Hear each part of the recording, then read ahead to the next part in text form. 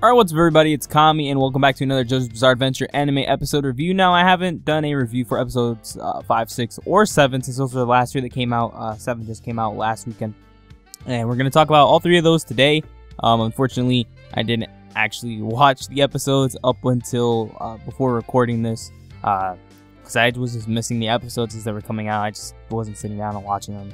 And I was kind of busy with some other personal stuff too. Which is mainly why I wasn't watching anything.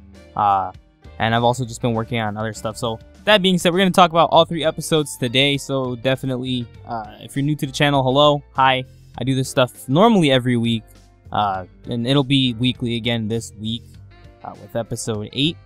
I'll be talking about it as soon as it comes out, probably like I want to say 2-3 hours after the episode goes up on Crunchyroll. I sit down, I watch it, talk about it, upload the review, and it'll be up around like, I don't know, maybe 3 or 4 p.m. Eastern time. Usually is when I try to upload videos. With that being said, let's actually start talking about the episode. So episode 5 starts off with word spreading of Popo's suicide, and we see Zucchero driving around in a car and stuff, and he's talking with his partner Sale, or Sale. I'm not sure how they pronounce it because Italian, but I'm gonna just call him Sale.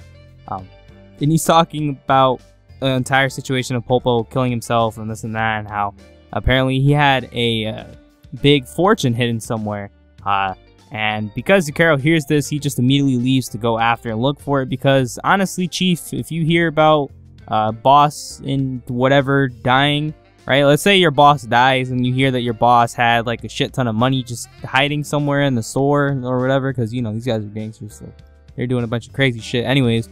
But of course people are gonna go and try to find his fortune and stuff like that. We go to the gang for some shenanigans. We get to see Fugo stab Narantia with the fork in the cheek for messing up his math, which is pretty damn funny. Mr. rants about his cake because it's cut into 4 slices instead of 3 or 5 or however many other, because Mr. hates the number 4. He also talks about how the kid in his neighborhood got his eyes cut out by his kitten that was from a litter of 4. You know, just messed up with his paranoia of the number 4. It's great.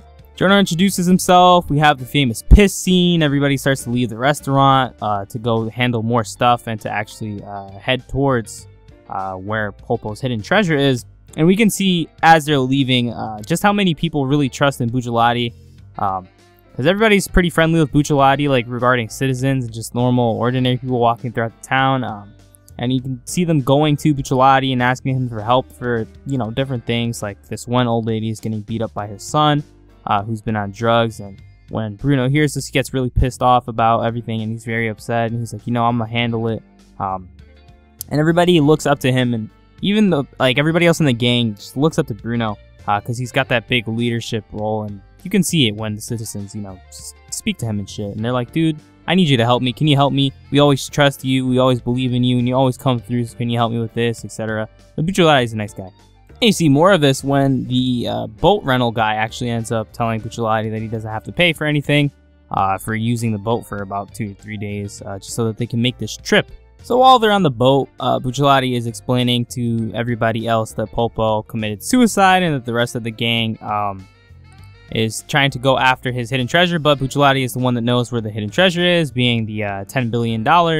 And Bucciolati is saying that if he gets that money, he can become a capo. Everybody else is like, holy shit, you're a genius, dude, we gotta support you, this is why, you're the leader, we want to help you become a capo and stuff. And all of a sudden after that, in celebration, Narantia just kind of disappears. He gets deflated and disappears. And then Mista goes to look for Narantia, and Mista also disappears. And then the next thing you know, Giorno ends up getting put into a situation where they're trying to find out where the enemy is, because they're being attacked right now by a stand user, because everybody's just kind of disappearing into the boat.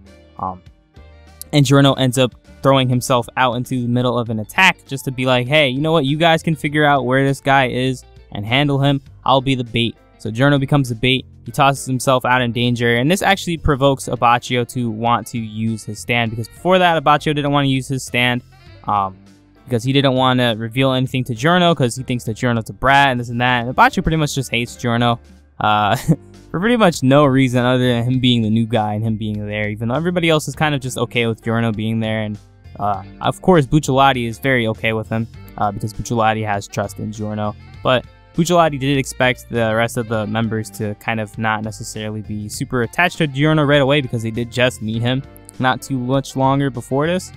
So of course it was going to take a little bit of time, but Abbacchio was kind of being hard-headed. But after seeing Giorno actually throw himself out there, Abbacchio decides to be like, you know what, fine, I'm going to use my stand, we're going to figure this out. So episode 6 starts with Abbacchio's backstory as a cop, and we actually end up seeing how there's a bunch of corruption within the police force in Italy at the time, and all this stuff with gangsters just getting out because of bail money and everything being controlled by money. Essentially, you could do whatever you want as long as you can pay it off, then you were fine and there was no consequences. And this ended up getting to Abbacchio later on because he ends up taking a bribe from a criminal because he's like, you know what, whatever, even if I arrest this guy, he's still going to just end up giving money to the court and to his lawyers to get himself out of trouble, so it makes no difference if I take the money from him and you can just pocket it. So Abbacchio just pockets the money. Later on, Abbacchio and his partner end up going to investigate a shooting that happened at a shop, and Abbacchio bumps into the same criminal that he took a bribe from earlier. The criminal's like, hey, let me off the hook, I'm not going to do anything, I promise. Abbacchio kind of just is like, okay, whatever, and the moment this happens, the criminal actually takes out a gun and tries to shoot Abbacchio, but Abbacchio's partner gets in the way, taking the bullet, and he ends up also shooting the criminal. But Abbacchio is just like, shit, what the fuck? Because unfortunately, his partner just died because of him, and this ends up being something that affects Abbacchio a lot. It gets him kicked out of the police force. He goes into a big depression of everything because it's like, damn, this is my fault. And then after this, we see Bruno meeting up with Abbacchio after Abbacchio is just drinking in the rain in an alleyway, which this is a pretty nice touch. Because you can really see that Abbacchio fell off super hard, and he was very greatly affected by his partner dying because of him accepting a bribe from a criminal. And then you see Abbacchio show up with Bruno back on the boat, because apparently I just forgot how to formulate sentences. But Abbacchio uses his stand Moody Blues so that he can actually end up locating where everybody went, because his stand Moody Blues allows him to replay events that had previously happened right there. I think it's up to like 5 or 10 minutes or something like that, but he can just like rewind. It's kind of like a big DVD player. I always make the joke of it because of the way he uses it. But Moody Blues is actually a really cool looking stand, and it's really dope actually having this ability, because it's actually what they needed to find and locate the stand user for this fight. It's like pretty much just the perfect fit. So because Abbacchio is replaying events that had happened, he sees that Oroncio was actually attacked by the opponent's stand, which is Soft Machine, where he's stabbed and poked the same way that Giorno was, but he ends up getting deflated and pulled away through a tube. So they continue investigating stuff, and Abbacchio resumes Moody Blues after pulling away momentarily so that they can locate Zucchero, which is the guy from before, the enemy that's attacking them.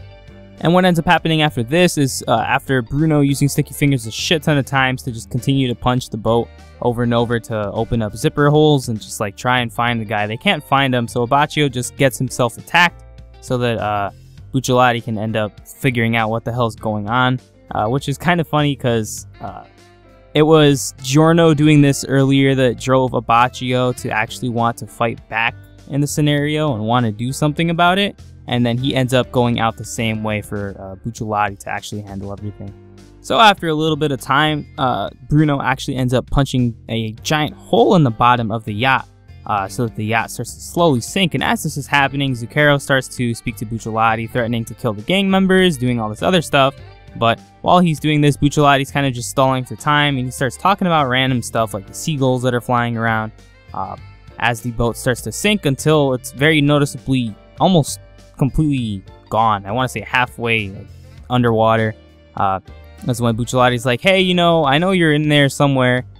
If you want to come out now or just drown and die, that's your choice. You know, it's like whatever, do what you want. And this ends up bringing out Zucchero and actually reveals that there were 2 boats instead of just one. Because what Zucchero did was he used his stand to deflate the other boat.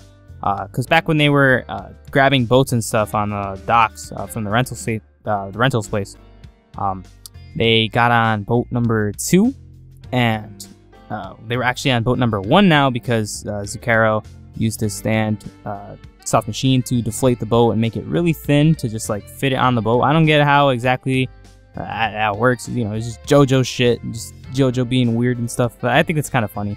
But he had 2 boats, and that's why they couldn't actually locate Zucchero or anybody else for that part, because everybody else was on the second boat. But now that Bruno's got everybody off of, or got Zucchero off of that second boat, the second boat drowned.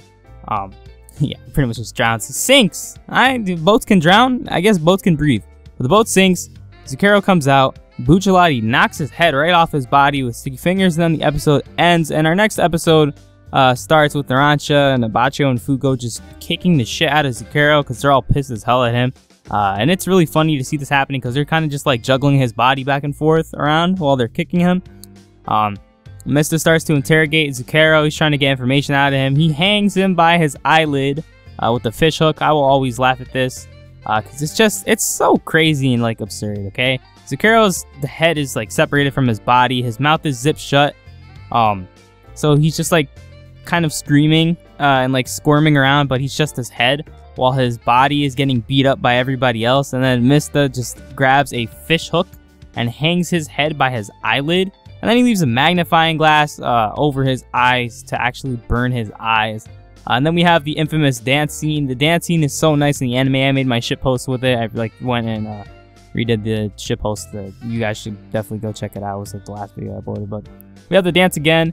They went above and beyond and animated something that was just like one page of the manga and made it this full thing. It was really nice. I loved the way that it was handled. Like seriously, it was so great. The music for it was amazing too. They've just been doing so good with Vento Aureo. I'm extremely impressed with every single aspect of it so far, especially when it comes to the music. And I think that the music for the dance scene is just really fitting. And that's a bop. Like, that shit slaps. It's really good. And then Abacho uses Moody Blues to investigate more about what was going on with Zucchero, and he replays Zucchero on the boat, actually on the radio, giving the location of the gang to his partner Sail, and telling them that they were going to, I believe the island is called Capri. So now they've got to deal with another stand user right after dealing with Zucchero, and Giorno actually ends up offering to go to the island before everybody else does on the boat to go and take out Zucchero's partner. And Mista actually agrees with Giorno on his plan and decides to go with him since he says that his stand, Sex Pistols, is perfect for taking out targets like this and just doing assassination jobs essentially. And we finally get to see Sex Pistols. Sex Pistols looks super good. And that was like really exciting for me in the episode because Sex Pistols is one of my favorite stands, as Mista is also one of my favorite characters in the entire series. So this being one of the earlier fights is just really cool to me, and I like that this is finally just, you know, animated. Like, it's so cool to finally see the things that you really like happen. So Mista and Giorno make it to the shore of Capri, and while they're sitting here, Mista is trying to feed Sex Pistols because he's like, you know, we can't just work without eating and stuff. We've got to eat. It's lunchtime, so they have to eat. While Giorno is investigating with some binoculars and just looking out into the distance, there's like a boat shop there, and there's like a restaurant and stuff, and they're like, okay, you know, we're gonna go search for the guy over here. So Mista makes his way towards the shop, with Giorno being on the lookout. Giorno ends up taking out the radio that they took with them earlier from the boat, and it's the radio that Zucchero was using to communicate with his partner. So he uses the radio to contact the radio that's inside of the shop, where Mista's just like standing outside of, to try and lure out Zucchero because there's, or not Zucchero, I'm sorry, Zucchero's partner, because there's just like so many people here. It would be really hard for them to just like pinpoint exactly who Zucchero's partner is since they don't know what he looks like. So they kind of just decide, you know what, we're just going to use this radio and try to communicate with him through that. And what they end up doing is they do bring him out, but not from entering through the front door. He actually entered through the back door of the shop, so they didn't see him go in. And then he communicates back to Giorno through the radio, and he's like, dude, why did you call through the radio? Why didn't you just show up? What's going on? Where's the boat? Where are you? And before Giorno's like, well, shit, he's gonna catch on to us, Mista starts walking towards the shop, and he has no idea that his partner is actually inside until Giorno kind of just freaks out, and he's like, yo, he's inside. So this man Mista grabs the gun and he shoots the window a bunch of times, and it's just, it looks so funny. Like, out of context, it's really fucking funny. He's just blasting bullets through a window while Sail is inside, and Sail tries to run away, but thanks to Sex Pistols, he actually gets shot in the leg because they bounce back the bullet over and over until it shoots him in the leg while he's running out. And then he continues to run out of the door from the back, but Mista just walks into the shop. Giorno starts running towards him, but Mista's like, you know, I gotta just go handle this really quickly. Mista notices the blood from like his leg getting shot. Sex Pistols tells him that they hit him in the leg, and then this leads Mista back outside of the shop, and there's a giant truck there. He's like, he's got to be in the truck. The truck starts driving away, so Mista jumps onto the truck. He hangs on from the side, and then the episode ends with him just holding his gun out towards Sale's head through the truck window, and Giorno being like, shit, I gotta get to him quick. And it was just so well done. Like, every little bit of these last 3 episodes have been amazing. I've been so just impressed thoroughly. We've had like it's been 7 episodes only of Vento Aureo, and it feels like the part has been going on for like, it feels like it's been going on for so damn long. Like, I swear it's just been, I don't know, it's been 7 weeks already. Like, 7 weeks is a pretty quick amount of time. Like, it's almost been 8 weeks of just episodes and shit. But like, it's just like, I don't know how to describe it. I really don't. It doesn't feel like it's been like super long, but it feels like it's been long at the same time, because everything has just been like so good, and everything has just been handled in such a well time. Like, every single time that an episode comes out, right, every single week is like a bunch of stuff happens in one episode, right? And all this stuff happens really quickly, and it doesn't feel like a lot is being done. But then you look back and you realize they've already done this much. Like, that thing is going to be 39 episodes. We're already on episode 8 next week, and it's going to be the ending of another fight already. So they've just been handling everything well. There was bits of CG in these last couple episodes, and honestly, those like CG bits looked really nice. Like, they had CG on the bullets with Sex Pistols bouncing them around. Like the bullets were CG'd. Not completely, just like on certain points, like the little frames here and there. Were like 3D animated, and it looked really good. Same with the boats when they're pulling the boats out of the dock. At least it looks like it was CG. I'm not sure, honestly. Like, not entirely, but like the boats coming out from the front and stuff momentarily looked like CG. Like, it looked like a 3D model. Excuse me. Before turning and stuff and like being animated. And like, again, if it is CG, excuse me again, if it is CG, then that is very impressive, because it was hard for me to tell until I like replayed a couple times and like focused on it very intensely and like looked at it and was like, you know, this looks like CG, but it was just so good. It was not bad to look at all. I'm very impressed. Again, these last few episodes, man, they've just been so damn good. Like, I have just been, it's hard to describe how good everything is without just repeating how good it is, because I think right now, at least for me personally, Vento Aureo is the best animated part so far. And I know it's like, oh, well, it's not done yet. You know, it's only 7 episodes in, this and that. But it's like, the enjoyment out of it has been amazing. Seeing everything get animated so far has just been nothing but impressive. They've been going out of their way to just make everything super good. The music, again, has been great. All the voices are great. Like, I thought having some, like, you know, new voices from the video game, since I was so used to hearing their voices from the games, I thought it would be a little weird to get used to. But I already really like their voices for the anime. Because they just have so many good voice actors. Like, Mista sounds great. I like his video game voice a lot, and I got so used to that, hearing it for like 2, almost 3 years now. But his anime voice is just so good. It doesn't even feel like they like went and got a new guy. You know, like, you can hear the differences if you're used to hearing it, but it's just like, it's so fitting, you know? So everything is just fitting. Everything is great. There's so much love. They did the dance scene amazing. They've done everything amazing. Like, it's greatness. I can't wait for more Vento Aureo. Next week's episode is going to be great because we're going to see more Sex Pistols in action. We're going to see Kraftwerk, which is a pretty cool stand. Soft Machine was a pretty cool stand too.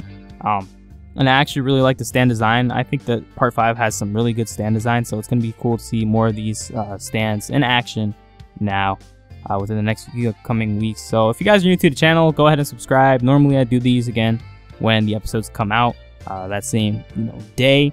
But I have been a bit behind on stuff, so I apologize for all of that. Let me know what you guys think about these episodes. I'm gonna go get something to eat because it is also lunchtime here, and you know, as much as I like talking about JoJo, I also gotta eat stuff because unfortunately humans require food. So thank you guys for watching, and I'll see you guys next time. Peace.